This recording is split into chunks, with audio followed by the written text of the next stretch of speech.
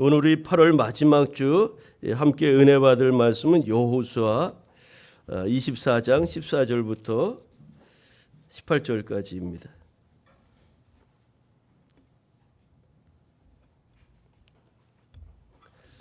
구약 358주 여호수아 24장 14절부터 18절까지 말씀입니다.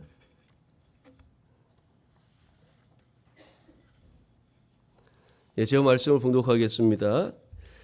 그러므로 이제는 여호와를 경외하며 온전함과 진실함으로 그를 섬기라. 너희의 조상들이 강 저쪽과 애굽에서 섬기던 신들을 치워버리고 여호와만 섬기라. 만일 여호와를 섬기는 것이 너희에게 좋지 않게 보이거든 너희 조상들이 강 저쪽에서 섬기던 신들이든지 또는 너희가 거주하던 땅에 있는 아모리 족속의 신들이든지 너희가 섬길 자를 오늘 택하라. 오직 나와 내 집은 여호와를 섬기겠노라 하니 백성이 대답하여 이르되 우리가 결단코 여호와를 버리고 다른 신들을 섬기기를 하지 아니하오리니 이는 우리 하나님 여호와께서 친히 우리와 우리 조상들을 인도하여 애굽 땅 종되었던 집에서 올라오게 하시고 우리 목전에서 그 큰 이적들을 행하시고 우리가 행한 모든 길과 우리가 지나온 모든 백성들 중에서 우리를 보호하셨음이며 여호와께서 또 모든 백성들과 이 땅에 거주하던 아모리 족속을 우리 앞에서 쫓아내셨습니다. 그러므로 우리도 여호와를 섬기리니 그는 우리 하나님이시니이다 하니라. 아멘. 오늘 8월 마지막 주 여호수아 24장 14절 이하의 말씀 중심으로 오늘 택하라 이런 제목으로 말씀을 나누겠습니다. 지난 한 주도 무더위가 아주 계속되었죠. 이제 다음 주에는 좀 시원해질 거라는 그런 이야기를 함부로 못할 것 같아요. 그런데 아침 저녁으로는 좀 이제 기온이 내려간 것 같죠. 그런데 여전히 낮 기온은 30도가 넘고 있습니다. 8월 이 열대야 폭염 이 지속 기간이 아주 2018년 이후보다 더 길어질 것이라 이제 그런 예보가 나오고 또 이제 이런 여름 기온 무더위가 이렇게 장기간 계속되는 이런 일들이 앞으로는 더 빈번하게 일어날 것이라는 거죠. 내년 여름이 올 여름보다 시원할 것이라고 그 예상하는 사람은 한 사람도 없다는 겁니다. 이제 앞으로 점점 갈수록 우리 여름 기온이 점점 더 더워지게 될 것이라는 것이 일기예보관들의 전반적인 견해입니다. 오늘 8월 마지막 주일인데요. 이번 주만 지나면 이제 9월이 다음 주면 시작되는데 이제 9월이 됐으니까 이제 기온이 좀 낮아지리라는 그런 기대감을 가지고 이번 한 주 여러분 끝까지 8월 그러려니 하고 여기까지 왔는데 남은 한 주도 그러려니 하고 보내시면서 가을 맞이할 준비하시며 이렇게 잘 무더위를 극복해 나가시길 바랍니다. 오늘은 성령 강림절 후 14번째 되는 주일인데요. 오늘의 성설과 주제는 성령의 사람 주님을 끝까지 따르라입니다. 우리가 성령 강림절기를 보내고 있습니다. 이 성령 강림절기는 이제 성령께서 우리 가운데 임재하시고 또 그 가운데서 우리가 성령 충만한 성도로서 어떤 삶을 살아야 되는가 그런 절기가 아니겠습니까? 우리 성령의 사람들은 주님을 끝까지 따라야 된다는 겁니다. 오늘 우리가 읽은 본문은 모세의 뒤를 이어서 이스라엘의 지도자가 된 여호수아 말년에 그의 사역과 죽음 등에 대해서 기록하고 있는 여호수아서의 결론 부분에 해당되는 말씀입니다. 여호수아는 이제 세겜이라는 곳으로 이스라엘 백성들을 이제 소집해서 이제 아브라함이 이제 하나님으로부터 부름받은 시점부터 시작해서 가나안 정복까지 이스라엘 역사 속에서 하나님이 우리를 어떻게 도우셨고 어떻게 함께 하셨는지를 아주 상세하게 설명한 후에 그런 역사적인 사실에 기초해서 이제 백성들과 함께 새로운 신앙 언약식, 신앙 소약식을 하는 내용이 우리가 읽은 본문의 내용입니다. 이제 우리가 하나님을 잘 섬기자. 오늘 우리가 택하자. 나와 내 집은 여호와를 섬기겠으니 당신들도 선택하라. 우리 아브라함이 섬기던 그 바벨론의 그 우상을 섬기든지 아니면 출애굽의 그 신들을 섬기든지 아니면 아모리 족속 이 땅에 우리가 정복했던 이 아모리 족속들이 섬기던 바알신이나 그런 신들을 섬기든지 오늘날 너희가 섬길 자를 택하라. 그렇지만 나와 내 집은 오직 여호와 하나님만을 섬기겠노라고 그게 여호수아가 이야기를 하죠. 여러분, 이런 이제 오늘 본문 보면 이스라엘 백성들은 여호수아의 이와 같은 신앙 결단 촉구와 경고 앞에서 오직 하나님만을 섬기겠노라고 그들도 거듭해서 재차 3차 이렇게 맹세를 합니다. 그들의 결단만 본다면 앞으로 이스라엘의 미래는 아주 밝아 보이지 않겠습니까?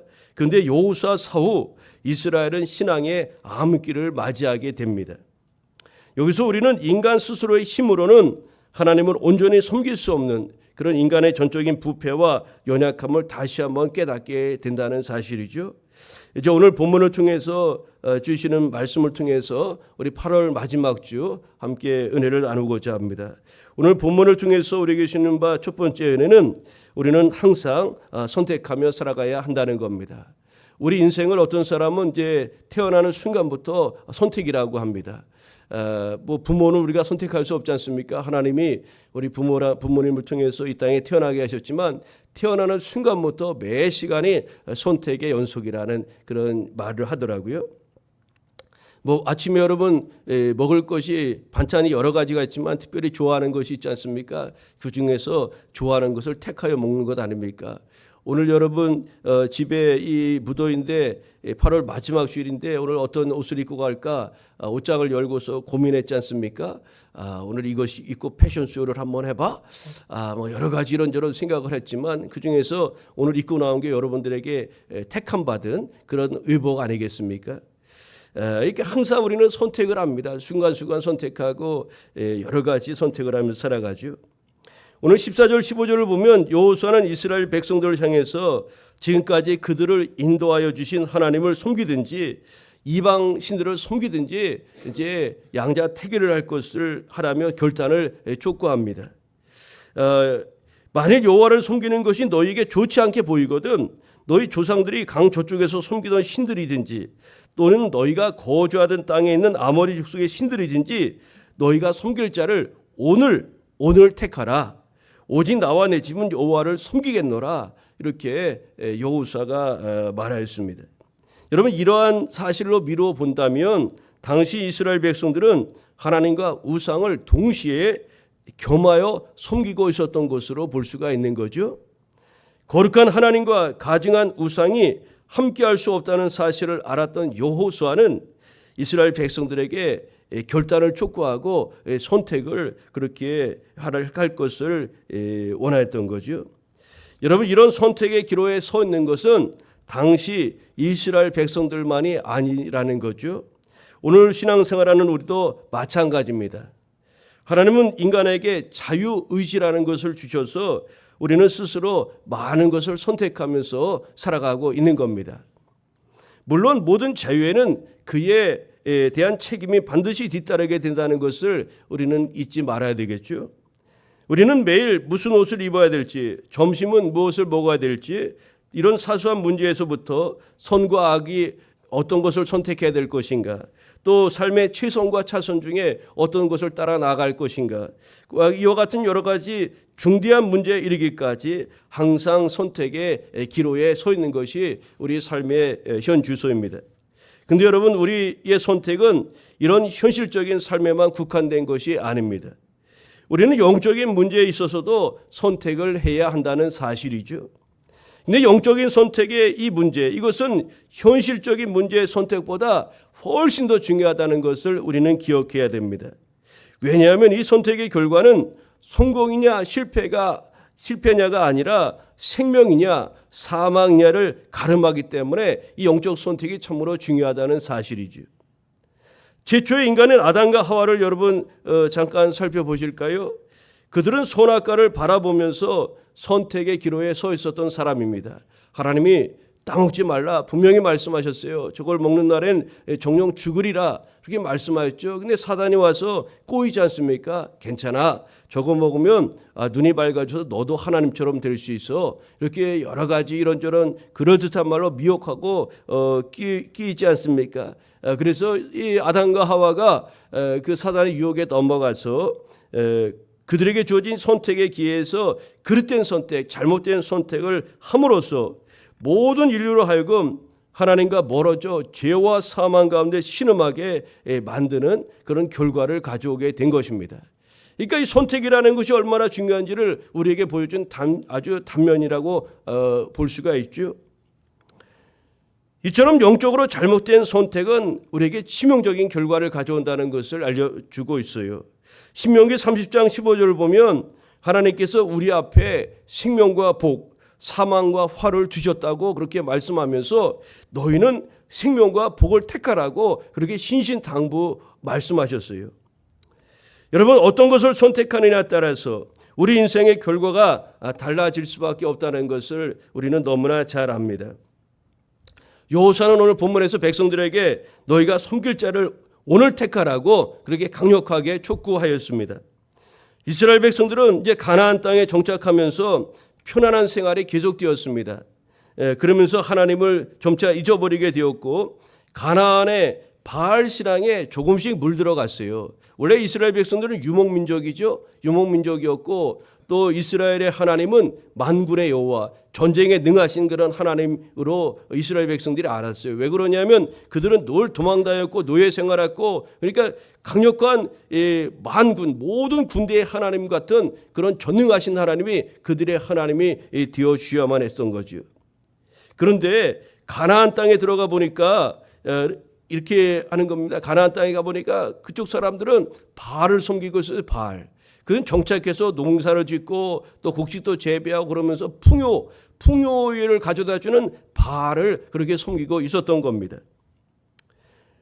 하나님은 이스라엘 백성들에게 그곳에 가서 우상을 섬기지 말고, 가나안 땅에 들어가서도 우상을 섬기지 말고 하나님을 섬길 것을 당부하며 우상 섬길 것을 절대 금하지 않았습니까? 그런데 가나안 땅에 들어가 보니까 자신들에게 풍요를 가져다 주는 그 바알 신이 참으로 그럴듯해 보였어요. 자신들에게 꼭 필요한 신이라고 그렇게 이스라엘 백성들이 생각이 됐던 겁니다. 물질적 풍요, 경제적인 번영, 이런 우리가 이 세상에서 보는 그런 복의 개념, 그런 것들을 가져다 주는 바알 신이 아주 그럴듯해 보이지 않았겠습니까? 그러니 그 가나안 땅에 들어갔던 이스라엘 백성들이 그 바알 신을 자신의 신으로, 만군의 여호와 하나님을 저버리고 그 바알 신을 자신의 신으로 섬기며 나아갔던 것입니다. 바알은 자신의 생활을 위해서 꼭 필요한 그런 신으로 그렇게 이스라엘 백성들을 받아들였던 겁니다. 여러분, 여기서 우리가 주목해야 될 것은 이처럼 꼭 필요하다는 이유로 신앙을 포기하거나 멀리하는 일들이 우리에게도 있다는 것을 우리가 경험하게 되죠. 꼭 필요하다라, 바알신이 풍요를 가져다 주는 일이 바알신이 꼭 필요하기 때문에 이스라엘 백성들은 가나안 땅에 들어가서 하나님 대신 그 바알신을 더 귀 기울이고 그것을 숨기고자 하였던 거죠. 여러분, 이게 꼭 필요하다고 해서 그것이 우리에게 절대적이고 좋은 것은 아니라는 것을 분명히 알아야 되죠. 우리도 살아가면서 꼭 필요하다는 이유로 우리의 신앙을 멀리하는 경우, 또 신앙을 포기하는 일들도 허다하다는 것을 알 수가 있습니다. 꼭 필요한 대인관계를 위해서 우리는 주일을 포기하고 결혼식이나 여러 모임에 참여할 때도 있는 겁니다. 이번 달에 꼭 필요한 물건을 구입하기 위해서 하나님 앞에 마땅히 드려야 될 그런 예물을 포기하기도 하는 일들이 있지 않습니까? 고3만 되면 대학 진학이 반드시 필요하기에 신앙생활은 접어두고 당연히 신앙생활 멀리해도 된다고 그렇게 믿는 가정들조차도 그렇게 아이들에게 이야기하지 않습니까? 1년만 교회에 멈춰, 평생 교회를 멈추는 겁니다. 이 외에도 세상의 수많은 유혹들이 우리에게 꼭 필요하다는 이유로 하나님을 멀리하거나 하나님을 포기하도록 속삭이고 있다는 것을 우리는 잊지 말아야 합니다. 오늘 그런 상황 속에서 여호수아는 백성들에게 결단을 촉구하고 있는 겁니다. 꼭 필요하다고 그것이 절대 그런 하나님이 아니라는 것을 분명히 가르쳐 주면서 정말로 바알신이 필요하다고 생각해서 그것을 섬겨서는 안 된다는 겁니다. 만왕의 왕 되신 하나님, 절대 유일하신 우리 하나님만을 그 땅에서도 섬기면 그분이 복의 근원이시기 때문에 그분이 우리에게 복과 은혜와 모든 것을 주신다는 그 믿음을 가지고 오늘 그 하나님을 택하여 섬길 것을 그렇게 선포하고 있는 거죠. 여호수아는 이스라엘 백성들에게 너희가 섬길 자를 오늘 택하라고 이렇게 분명하게 촉구하였습니다. 여러분, 오늘 지금 우리는 날마다 우리 하나님을 선택하면서 그렇게 살아가야 될 줄로 믿습니다. 여러분, 이 말씀은 오늘 저와 여러분에게, 우리에게도 동일하게 주시는 말씀입니다. 여러분, 오늘 바로 지금이 신앙의 결단을 내릴 때라는 것을 잊지 마시기를 바랍니다. 내일 주님 말씀대로 살 거야. 내일 주님 따라, 주님 인도함 따라 나아갈 거야. 우리가 다음 달에부터 할 거야. 여러분, 그것이 아니라 우리는 날마다 지금이라는 현재적 시점에서 우리 주님을 따르고 주님을 의지하고 믿고 나아가야 될 줄로 믿습니다.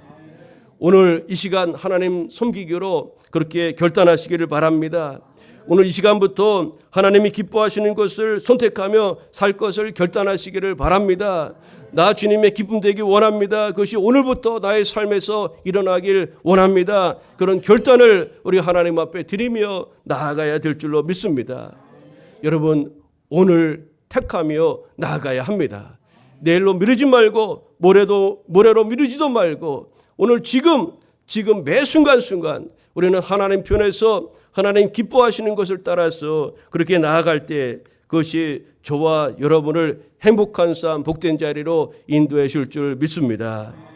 오늘 본문을 통해서 주님께서 말씀하십니다. 이스라엘 백성들에게, 또 오늘 이 본문을 말씀을 읽은 우리에게 오늘 하나님을 의지하고 오늘 하나님을 택하고 오늘 하나님을 섬기고 지금 우리 하나님을 예비하고 지금 하나님께 더 가까이 나아갈 것을 촉구하고 있는 겁니다.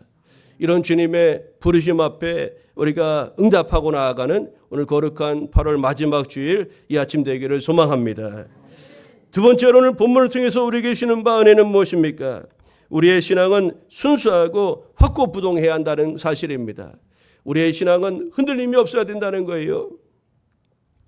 14절을 보면 여호수아는 이스라엘 백성들을 향하여 이제는 여호와를 경외하며 온전함과 진실함으로 그를 섬기라고 그렇게 백성들에게 권면하였습니다.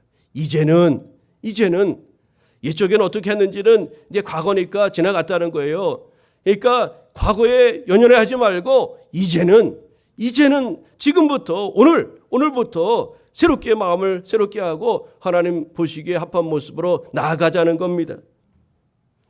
여러분, 이것은 우리에게 오늘 바른 신앙이 무엇인지를 가르쳐주는 동시에 우리가 하나님을 어떻게 섬겨야 하는지 가르쳐주는 너무나 중요한 말씀이 아닐 수가 없어요. 여기서 여호와를 경외하며, 이제는 여호와를 경외하며 하나님을 두렵고 떨림으로 그 하나님을 우리가 섬겨야 된다는 거죠. 그리고 이어지는 온전함과 진실함이라는 그 두 단어를 우리가 주목할 필요가 있습니다. 여기서 온전함이란 불순물이 전혀 포함되지 않은 상태를 의미합니다. 온전함, 퍼펙트, 온전함으로 하나님을 섬기라. 여러분, 즉 순수해야 된다는 거예요. 순수해야 된다. 불순물이 없는 상태, 순수하게 우리가 하나님 앞에 나아가야 된다는 거죠. 또 진실함이란 무엇일까요? 변하거나 흔들림이 없이 확고부동한 상태, 흔들림이 없는 것, 그것이 아주 진실함이라고 할 수가 있겠죠. 변하지 않는 것, 그것이 진실함이라고 할 수가 있어요. 즉 바른 신앙은 오직 하나님만을 섬기며 그에 대한 믿음이 흔들림이 없는 것, 이것을 오늘 본문에서 이 온전함과 진실함이라는 표현을 사용해서 여호수아가 백성들에게 권하고 있는 것 아닙니까? 그렇습니다. 여러분, 이제는 여호와를 경외하며 온전함과 진실함으로 즉 우리 하나님을 섬겨야 될 줄로 믿습니다. 만약 우리가 하나님을 섬기면서 동시에 다른 무엇을 섬기거나 하나님과 그분의 말씀에 대한 의심이 있다면 이는 결코 바른 신앙이라고 할 수가 없을 것입니다. 이 온전함과 진실함으로 그를 섬기라는 오늘 말씀에 부합되지 않는 모습이라고 하겠죠. 여러분, 우리가 하나님을 섬기면서 다른 무엇을 또한 섬긴다면 그것은 이미 하나님을 섬기는 것이 아닙니다. 신앙에는 중간지대가 없기 때문에 그래요.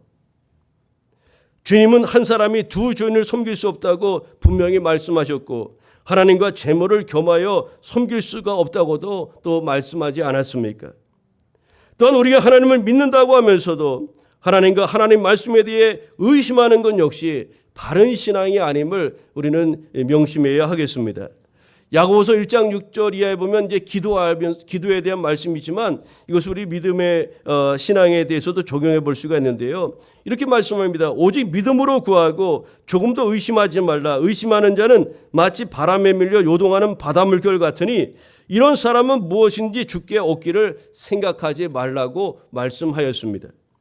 우리가 하나님을 믿는다고 말하면서 하나님을 온전히 신뢰하지 못하여 결단의 순간에 머뭇거린다면 그것은 결단코 하나님 보시기에 바른 신앙이라고 할 수가 없다는 말씀이지요.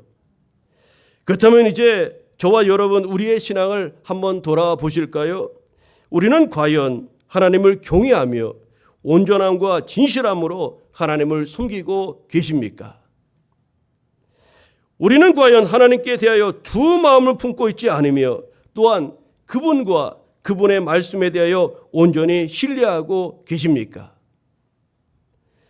우리는 다 온전함과 진실함으로 하나님을 섬김으로 우리 하나님 앞에 칭찬받는 믿음의 주인공들이 되어야 될 줄로 믿습니다.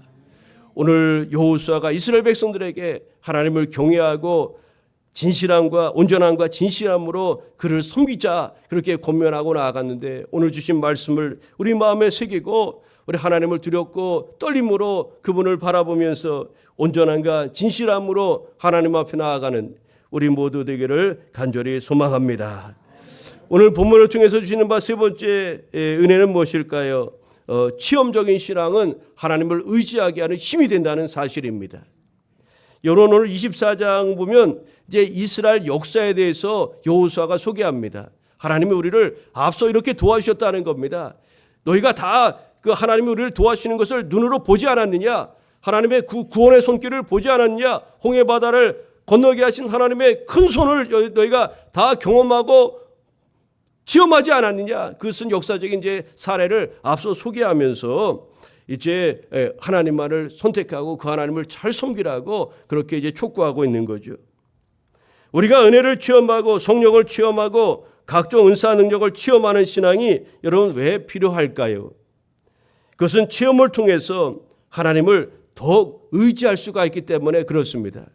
우리가 예방주사 맞잖아요. 예방주사 미리 세균이나 감염균을 넣는 거 아닙니까? 그것을 이제 우리 몸으로 면역력이 생겨서 스스로 그것을 이겨내면 동일한 그런 세균이나 감염균이 들어오면 그런 것을 능히 우리 안에서 면역 체계가 이루어져서 능히 이겨낼 수 있게 하는 게 예방주사의 그런 접종 원리입니다.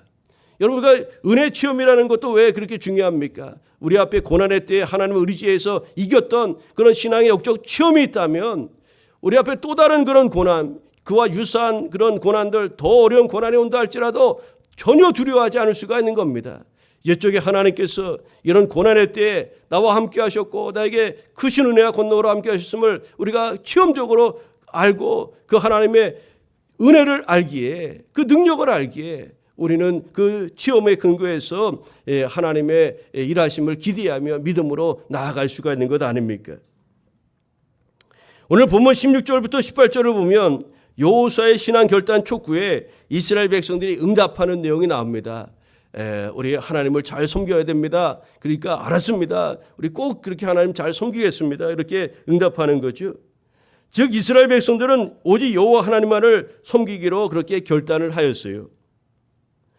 이스라엘 백성들은 여호수아의 결단 촉구 앞에서 머뭇거리지 않았습니다. 주저하지도 않았어요. 그들은 여호수아의 말이 떨어지자마자 결단을 내리는 과단성을 보여준 것입니다. 나와 내 집은 여호와만을 섬기겠습니다. 우리 하나님을 섬깁시다. 아멘 하고서 그 백성들이 우리도 그렇게 섬기겠습니다. 이렇게 바로 과단성을 보여주고 그렇게 응답하며 나아갔다는 거죠. 이처럼 이스라엘 백성들이 결단 촉구에 신속히 응답할 수 있었던 이유는 출애굽의 역사 속에서 또 광야 생활 속에서 또 이 가나안 정복 전쟁 이 과정 속에서 하나님께서 그들을 위해 행하신 모든 역사를 직접 눈으로 체험하고 피부로 느꼈던 체험적인 신앙이 그들에게 있었기 때문입니다. 여러분 하나님이 베푸신 이런 은혜에 대한 체험, 은혜에 대한 체험은 우리 신앙의 근간이 되는 것입니다. 그리고 우리가 고난과 환난 중에 있을 때에도 하나님을 바라보게 하는 힘이 된다는 것을 여러분 잊지 마시기를 바랍니다. 그래서 이 체험적인 신앙, 이 체험적인 신앙이 기독교에서는 너무나 중요하다는 것입니다. 기독교는 이론이 아니에요. 그러니까 책에서 그렇더라 그 이야기들은 남의 이야기 듣고 믿는 것이 아니라 우리 전 인격적인 존재로서의 하나님의 은혜를 실제적으로 체험하고 나아가는 겁니다. 그래서 하나님께서는 늘 이스라엘 백성들에게 당신의 구원 역사를 잊어버리지 말라고 하시면서 체험적인 신앙을 그렇게 강조하셨던 겁니다. 신명기 32장 7절에 보니까 이렇게 말씀합니다. 옛날을 기억하라. 역대의 연대를 생각하라. 네 아버지에게 물으라. 그가 네게 설명할 것이요. 네 어른들에게 물으라. 그들이 네게 말하리로다. 여러분 우리 믿음의 선배로서 우리도 영적 체험과 신앙적 체험이 우리가 감당해야 됩니다. 그래서 그것을 우리 자녀들에게 우리 후손들에게 가르쳐 줘야 된다는 거예요. 오늘 신명기 32장 7절에 이렇게 뭐라는 겁니까? 너의 부모님께 너의 아버지께 물어보라는 겁니다. 우리 하나님이 우리에게 어떻게 행하셨는지 그 부모를 통해서 들어보라는 겁니다. 체험적인 그런 하나님 만난 체험했던 그 부모님으로부터 하나님이 우리 역사 속에 어떻게 행하셨는가를 들어보라는 거예요. 여러분 그러므로 우리가 신앙을 갖고 하나님 앞에 나아가는 모든 이들은 하나님께서 베푸시는 은혜에 대한 체험적인 신앙을 가져야 된다는 사실입니다. 그 체험적 신앙이 나 자신에게도 중요하지만 오늘 믿음의 후세인 우리 자녀들에게 다음 세대들에게 우리가 그 하나님이 어떤 분이시라고 소개해주고 알려줄 수 있는 그런 이제 충분한 근거가 될 수 있다는 것이 참으로 중요한 것 아니겠습니까? 여러분 그렇다면 이 구약 시대와는 달리 하나님의 초자연적인 역사가 현저히 줄어든 오늘을 사는 우리 성도들에게 있어서 어떤 체험적인 신앙이 우리에게 필요할까요? 여러 가지 체험적인 신앙이 필요하겠죠. 지금도 성령 하나님께서 어제나 오늘이나 내일이나 한결같이 신 하나님께서 어제도 오늘도 내일도 우리에게 은혜를 주신다는 것을 우리가 잊지 말아야 됩니다. 그 은혜 체험하기를 힘써야 되는 거죠. 또 성령께서 각종 은사 능력을 성도인 저와 여러분에게 아주 기름 붓듯 물 붓듯 그렇게 부어주시기를 지금도 원하신다는 거죠. 우리가 방언이나 신유와 같은 그런 특별한 체험을 할 수도 있지만 우리 믿음의 성도인 저와 여러분이 가장 우선적으로 또 가장 중요하게 체험해야 될 것이 무엇이냐 하면 그것은 바로 예수 그리스도를 만나는 것이라 하겠습니다. 예수님 체험, 예수님 만나는 것, 그것이 우리 신약 시대를 살아가는 저와 여러분에게 반드시 있어야 된다는 사실을 여러분 아셔야 하겠습니다. 그렇다면 우리가 예수님을 만난다는 것, 예수님을 만난다는 것이 무엇을 의미할까요? 하나님이 인간의 모습으로 우리에게 오셔서 십자가에서 고난당하셨을 뿐만 아니라 십자가에 못 박혀 돌아가신 그 예수 그리스도의 구속의 은혜를 나의 신앙으로 받아들이고 그 하나님의 은혜 앞에 감사하는 것이라고 하겠습니다.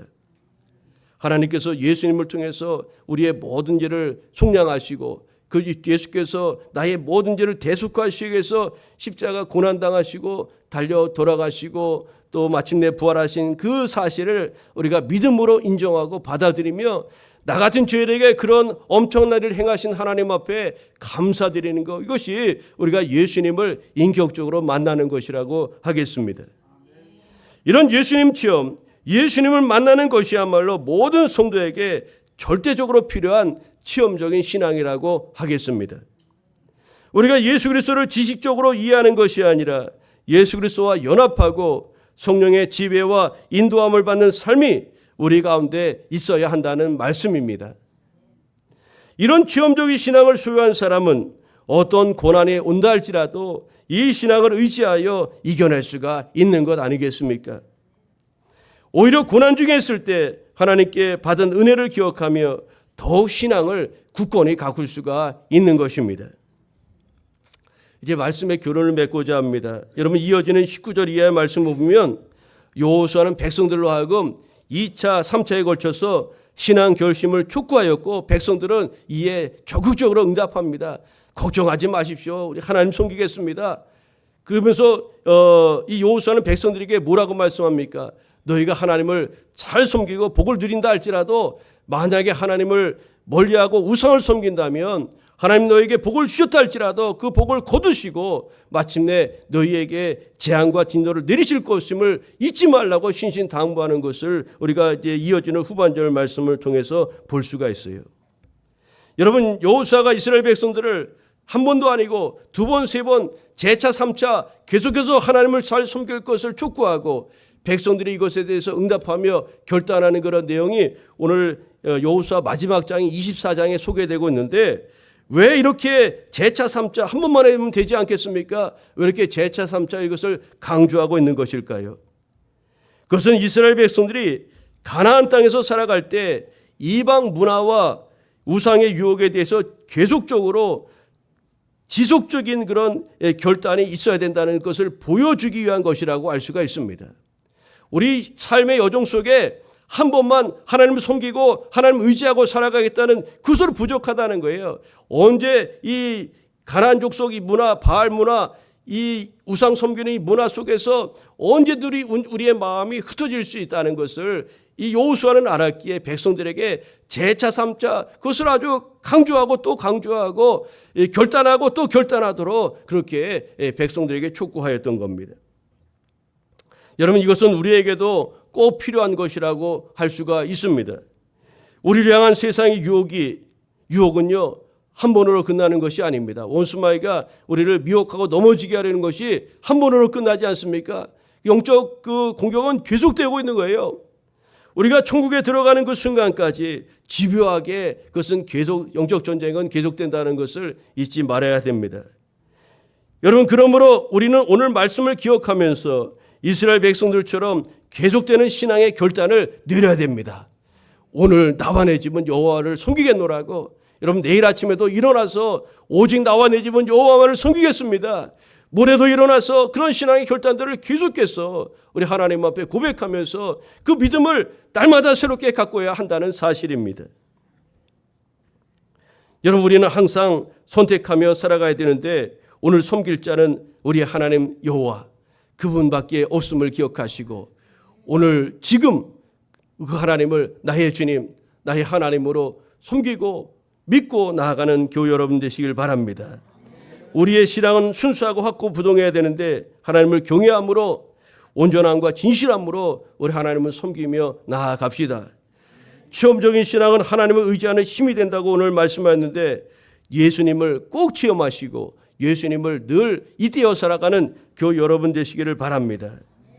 이제 오늘 25절부터 28절까지 이제 마지막 그 부분에 보면은 이런 말씀이 있어요. 여호수아는 백성들과 함께 우상을 버리고 온전함과 진실함으로 하나님만을 섬길 것을 재차 삼차 약속하였는데, 그리고서 큰 돌을 취해서 여호와의 성소 곁에 있는 상수리 나무 아래 세웠다고 말씀합니다.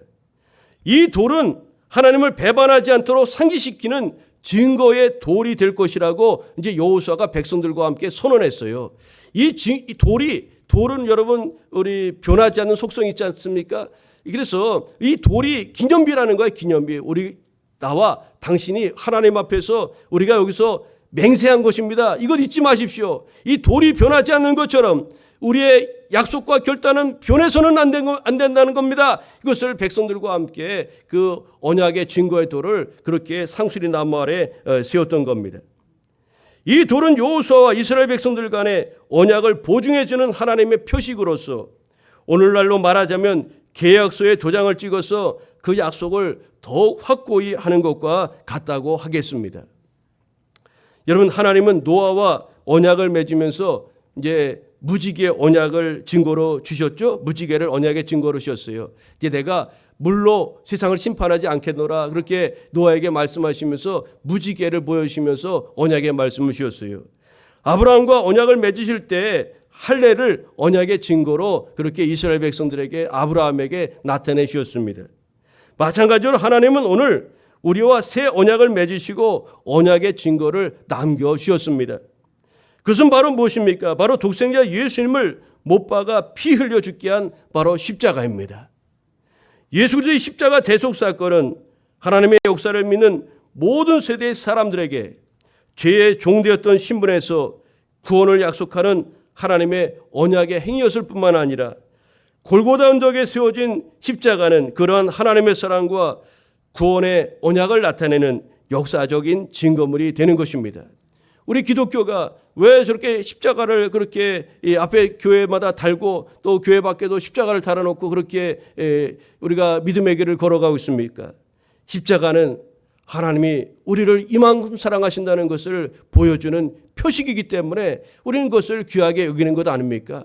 우리 개신교에서는 마리아를 성모 마리아로 숭배하지 않습니다. 그는 신 사람에 불과한 것 아닙니까?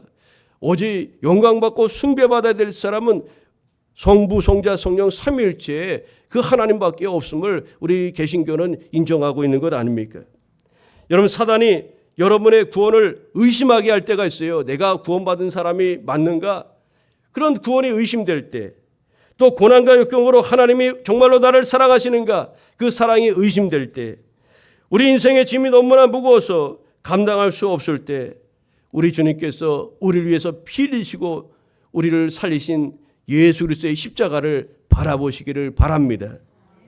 십자가는 저와 여러분을 향한 하나님의 사랑과 구원의 언약의 충분한 증거요, 분명한 증거라는 것을 여러분 기억하시고 오늘 그렇게 십자가 승리로 나아가는 교회 여러분 되시기를 소망합니다. 기도하겠습니다. 사랑의 하나님 아버지, 감사합니다. 2024년 8월 한 달 동안도 지켜주시고 오늘 8월 마지막 주일 예배 주님 앞에 드리게 하시니 감사합니다. 사랑의 하나님 아버지, 오늘 여호수아 24장의 말씀을 통해서 은혜 나누게 하시니 감사합니다. 여호수아가 이스라엘 백성들을 향해서 너희가 오늘 섬길 자를 택하라고 그렇게 결단을 촉구하면서 자신 먼저 하나님과 나와 내 집은 하나님을 섬기겠노라고 그렇게 결단하고 백성들도 이어서 거듭되는 그런 언약을 하나님 앞에서 맺었습니다. 그리고 이쪽에 하나님 앞에 고백했던 그 언약들을 갱신하면서 이제 우리가 어느 곳에 있든지 무엇을 하든지 하나님을 섬기며 하나님의 자녀로 살 것을 결단한 그런 내용을 통해서 은혜를 나누었습니다. 하나님 아버지, 오늘 주신 말씀, 오늘 우리도 날마다 오늘 또 지금 우리 하나님을 택하고 우리 하나님을 인정하고 우리 하나님을 마음에 모시고 살아가는 주의 거룩한 백성들 다 되게 하여 주옵소서. 그래서 하나님의 그런 은혜를 날마다 누리고 승리의 삶을 살아가는 주의 백성 되게 하여 주시옵소서. 감사드리오며 예수님의 이름으로 기도하옵나이다. 아멘.